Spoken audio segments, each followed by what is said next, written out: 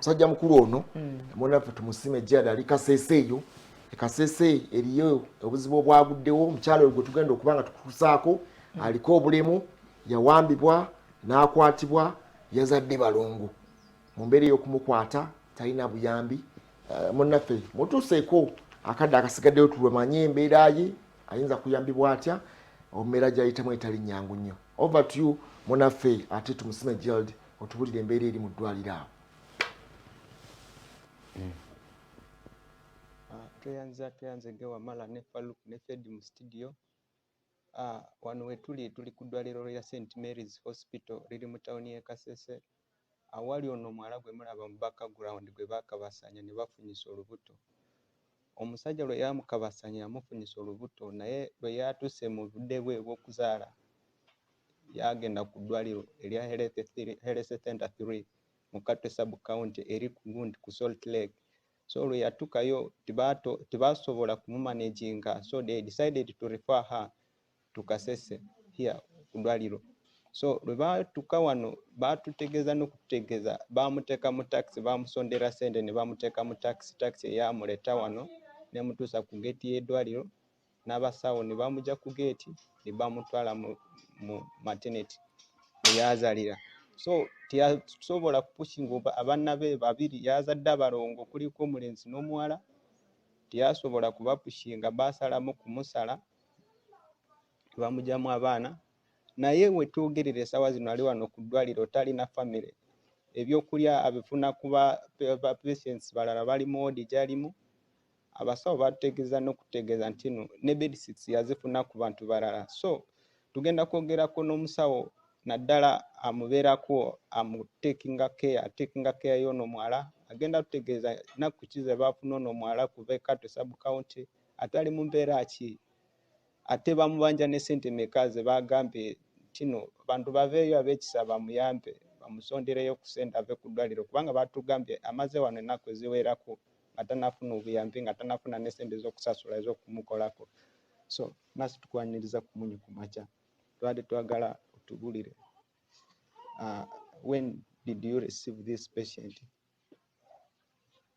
We received her on 4th November 2022. How was her situation when she came this side? Well, her situation, she was in a fair general condition, though she had labor-like pains. On reaching here, we did scan and it revealed twin pregnancy. One twin was in breech presentation, seated, another one was transverse, so she couldn't push them. That's how she ended up in theater and delivered by cesarean section to live babies, this one and that one. Now, how is the situation right now? Well, the situation right now, she has no attendants and she gets food from other patients who are around.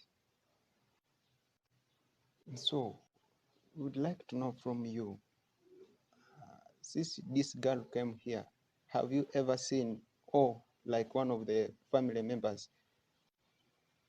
Well, I haven't seen any.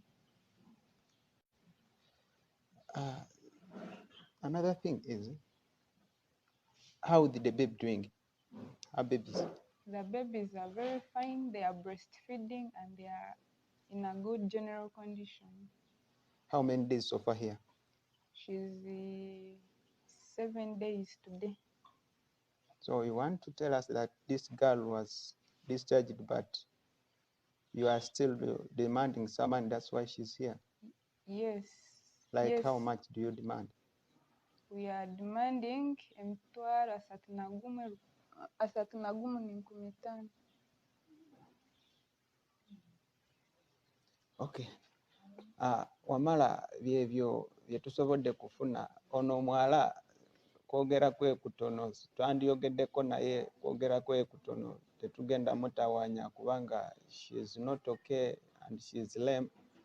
Maybe I don't know whether olinayo ekibuuzo kyoyinza kuwaayo ku nurse akuweeko ku asa endala ku ebyo byatugambye. Over to you.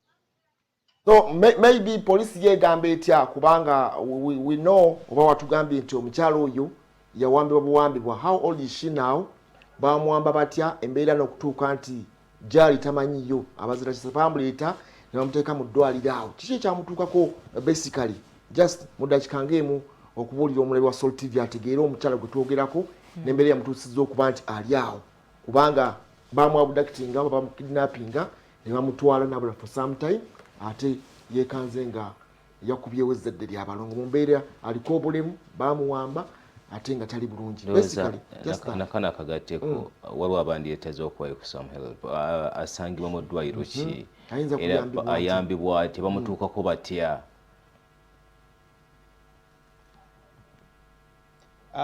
Omulabi wa Sol TV ono muwala kati awezezza emyaka 19 nga bwe batugambye. Omusajja yamukabasanya tamumanyi ate tamanyi wali nga bwenze njogera ku pregnancies eziri mu Kasese bano abantu tebaripotinga ku poliisi ye poliisi n'essawa zino temanyi kweno case kubanga waliwo lwe nayogera n'omwogezi wa poliisi mu Rwenzori East yatugamba boba like last month kutuka ne kati balina cases 6 ate singa ogenda mu byalo ku sub counties ne ku district mu office ya promotion bo balina cases ezisuka mu 10 n'okudda waggulu.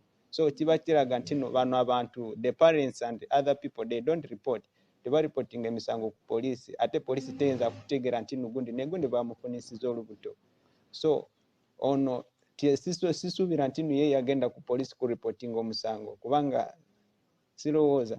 So ekirala ali ku ddwaliro lya St Mary's Hospital liri mu Kasese town. Maybe if someone wants to help oyinza kugenda ku kitebe kyaffe kya Salt Media singa weesanga ng'oli Kampala n'ekirala tu maybe talina simu talina n'abooluganda maybe oyinza kujja ku ddwaliro nga wano ku St Mary's Hospital n'owayo obuyambi bw'okubalikulira nga hospital administrator babeera ku ddwaliro from morning up to evening. So oyinza kuleeta obuyambi bwo n'otuuka ku ddwaliro n'obuwaayo abali Kampala muyinza kugenda ku kitebe kyaffe kya Salt Media obuyambi bwamwe bujatuuka naye ono mwala ayagala obuyambi bamubanja sente ezisuka mu mitwalo 3 alina obulemu ku mikono tayogera bulungi. So naddala twagala abalina obuyambi muveeyo muyambe mutaase omwala naye anaava wano n'alaga wanekyo kiri wali kuwambali kubanga tebamanyi famire ye talina famire eri batugamba bamusanga ku street ne bamukabasanya nafuna olubuto. So kiba kiraga nti neyo katwe jabeera abeera ku street talina booluganda talina famire. So biri awo biri vice versa oyinza kumuyambira wano if like you can manage oyinza kumutwala ngewo nabeerayo like nga wiki emu wiki 2 but over to you. Zibu buliranga Gerard tumusiime ennaku 7 omuwalo oyo zamaze mu ddwaliro nze nandisabye abasawo bagezeeko okukozesa obukugu bwe bayina mpola mpola okwogera mukono n'omuntu oba wakiri bw'aba ayina kyasobola okuwandiikako oba ekyo kyonna kyonna nkireeta mu perspective ey'okugezaako okutracinga wa waava akadde kano kubanga kikulu nnyo okumanya abeewaabwe be baani. ali ku bbala bali gye bamujja tumusimbe omuwala talina kyasobola kujjukirako yadde omusawo agamba talina adde nakyasobola kunyega tamanyi nti oba ekitundu bwe kiti kubanga ebiseera ebisinga bw'omanya nti ndi wa Mengo erimu ebitundu ebiwerako olwo nga tutandiikira awo zooni yaawe talina kyonna kyasobola kujjukira oba talina kyabagambye mu nnaku zinene 7 talina yadde erinnya lya muntu lyonna lyayogerako erimuli mu mutwe.